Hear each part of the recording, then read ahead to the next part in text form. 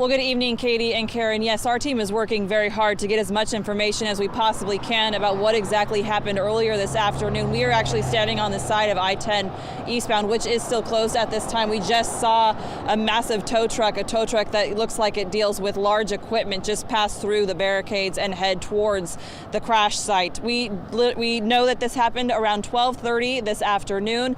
Of course, authorities are trying to piece together what exactly took place, but here's exactly what we know. We know that according to the NTSB, the chopper involved is a Bell 407 helicopter, and according to the FAA, there was a pilot on board that helicopter when it crashed. That helicopter went down on I-10 eastbound near mile marker 212. Viewer video shows flames and thick smoke coming from that side of the bridge earlier this afternoon. It definitely was a sight to see for passing traffic, I'm sure.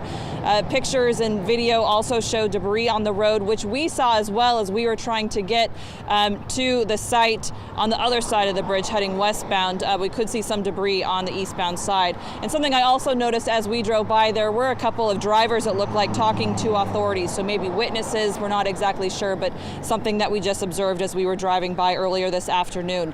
We were also able to get some video from the spillway. You can see authorities going over the scene, and at the time, Louisiana State Police was waiting on the FAA and NTSB to arrive, and at last check about an hour ago, they were still waiting for those agencies to get on the scene. The Louisiana State Police say that communication has been established with the FAA and NTSB and that the investigation is now in their hands.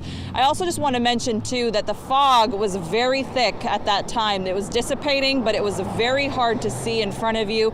And to put it into perspective, there was a Coast Guard helicopter that was hovering above the scene, circling above. We could hear it, we could not see it. There also was an airboat in the water that we heard as well, but we also could not see. It was very tough to see with that fog.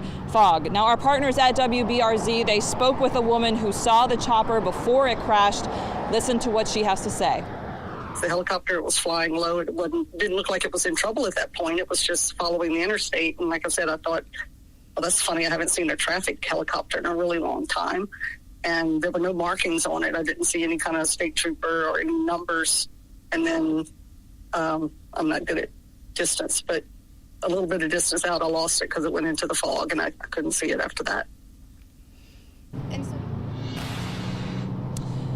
We have also asked authorities about if there were any injuries, if anyone was hurt in this, or if anyone unfortunately passed. That is something they are not confirming at this time. We also do not know if any other cars or vehicles were hit by the helicopter or involved, so that is something that will be released in the coming days. So you definitely want to stay with Eyewitness News as we continue to learn more about this developing situation. Reporting live, Jay Cunningham, Eyewitness News.